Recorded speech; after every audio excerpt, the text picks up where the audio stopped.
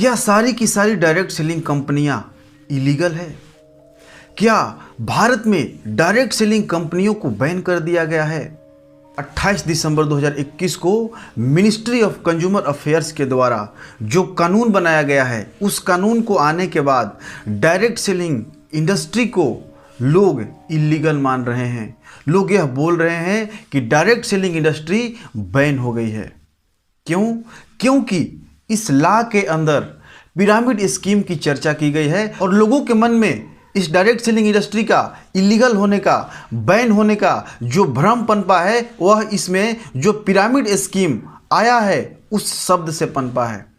लोगों को यह लग रहा है कि जो हम करते हैं डायरेक्ट सेलिंग इंडस्ट्री में वह एक पिरामिड स्कीम है, जबकि इस रूल के अंदर साफ साफ लिखा गया है कि पिरामिड स्कीम क्या होता है। आइए हम आपको पढ़कर बताते हैं कि इस रूल में, इस नियम में पिरामिड स्कीम की क्या डेफिनेशन दी गई है। इसमें लिखा गया है, pyramid scheme means a multi layered network of subscriber to a scheme formed by subscribers enrolling one or more subscriber in order to receive any benefits directly or indirectly as a result of enrollment or action or performance of additional subscriber to the scheme। यानी जो subscriber की बात कही जा रही है, लोगों की जोड़ने की बात कही जा रही है, जिस कंपनी में सिर्फ लोगों के जोड़ने से, सिर्फ उनके ज्वाइनिंग से पैसा आता है, वह पिरामिड स्कीम होता है। इसमें आपको प्रोडक्ट सेल करने के लिए ऐसा कुछ नहीं बोला गया है। अगर हम प्रोडक्ट सेल करते हैं तो हम डायरेक्ट सेलर हुए, हम सब्सक्राइबर नहीं हुए। और इस बात को और अच्छे से समझने के लिए federation of direct selling association के लीगल एडवाइजर देवानंद जी से समझते हैं कि क्या पिरामिड स्कीम डायरेक्ट सेलिंग ही होता है या पिरामिड स्कीम और डायरेक्ट सेलिंग में फर्क है। आइए उनसे समझते हैं। इस वीडियो को हमने चैट विथ सुरेंद्र वत्स जी के चैनल से लिया है।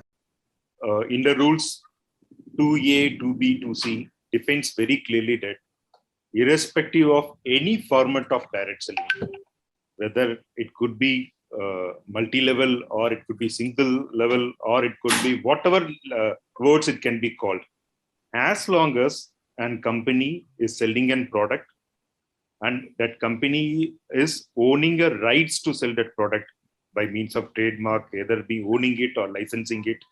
And thirdly, as long as it is paying all GST and taxation while selling it. And fourthly, it declares that this product is manufactured by whom, marketed by whom, when it got manufactured, when is an expiry date, and in case of any complaints, where they have to approach. As long as it defines everything, this will purely fall under the legal entity defined by the rules.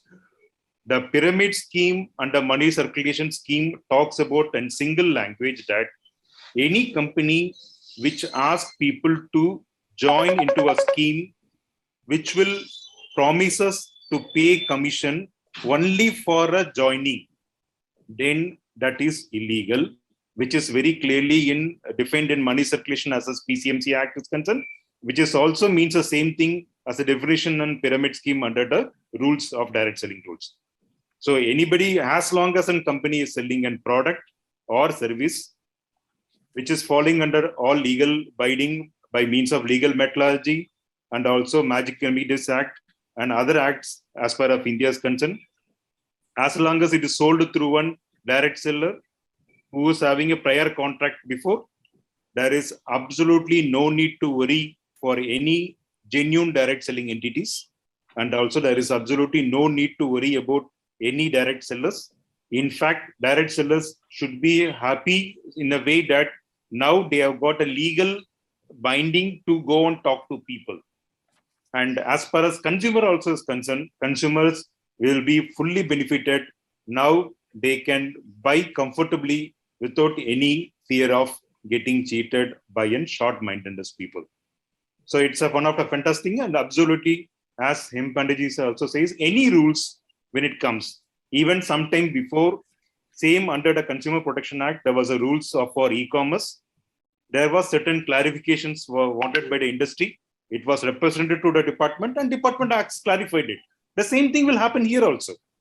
So that is nothing to be worried about ambiguity. The 100% department, if at all department believes and brings the rules, why should they demand something which is an illegal? That's the first thing.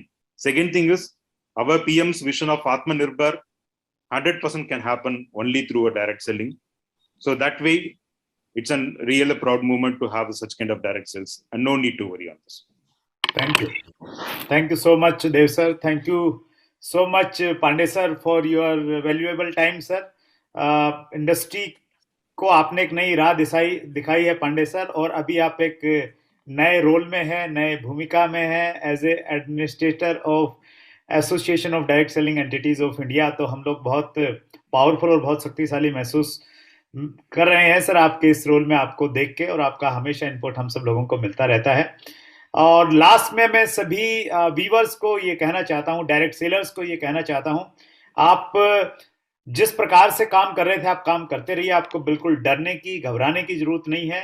Amendments होंगे वो आपका काम नहीं है, वो आपकी entities का काम नहीं है, वो एसोसिएशन का काम है, और as a part of association वो हम सब लोगों की जिम्मेवारी है।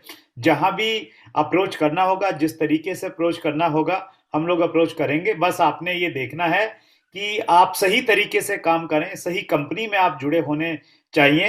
वो हर डायरेक्ट सेलर की भी जिम्मेवारी है कि वो देख के ज्वाइन करें, और वो हर एंटिटीज की, हर कंपनी की भी जिम्मेवारी है कि वो रूल्स को अच्छे से पढ़े।